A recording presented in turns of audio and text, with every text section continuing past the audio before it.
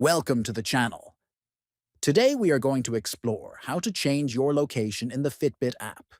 This is helpful if you have moved to a new city or want to correct the location for more accurate activity tracking.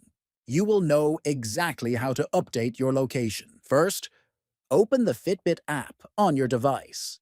Next, tap on your profile photo located at the top right. Then, scroll down and click on Fitbit Settings. Inside the Settings menu, look for the option labeled Date, Time and Units, and tap on it. Here, you will see the Location options. Tap on it. Make sure the option Set Location automatically is turned off to manually select your preferred location. Next, tap on Location, and a list of available locations will appear. Choose the location you want to set for your account. After selecting your desired location, the app will update, and your activity data will now reflect the new location settings.